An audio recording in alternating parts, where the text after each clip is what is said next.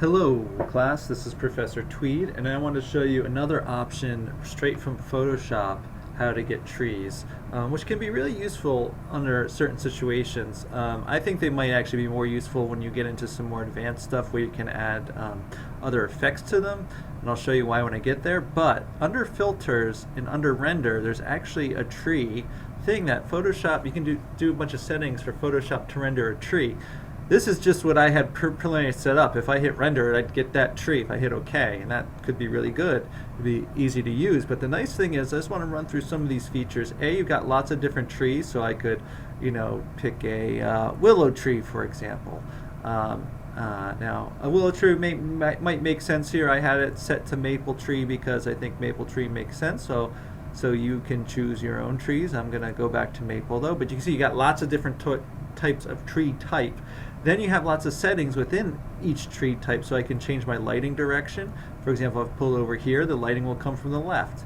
Now my image, they come from the right, so I'll throw my lighting back over there. You can change the amount of leaves. I like to go light on my leaves, but you can add more leaves by pulling this up, and it becomes sort of fuller and sort of looks like that, which might be good. I can change my size of leaves, which will sort of change the settings a little bit. I can play with my branch heights and branch thicknesses and do all of these things.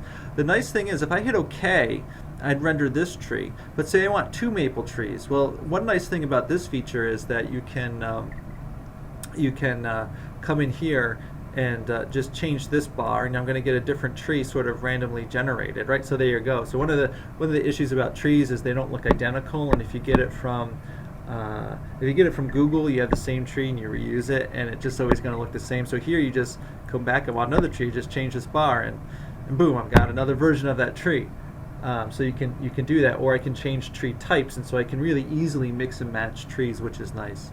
You can also go to advanced settings, and if I hit use a color, I can come and change this color. Say maybe select an orange color to make it more like in the fall, for example, just like that. So you have a lot of control over this too. Now I don't have a fall setting, so green is perfectly fine. And when you get all your settings right, you're just going to say OK, and it'll just take a second to render. I should have put it on a different layer because I just realized I put it on the layer that I had my previous tree on. But I think I can still get this to work. You can see it sort of centered the tree. I'm just going to have to use my marquee tool to select that tree because it centered it. It didn't really make it the right size or anything like that. But just like any tree, you can move it around. You can free transform it to scale it into place. Put it on whatever layer you want to sort of fit in the background. Some of the interesting things to note.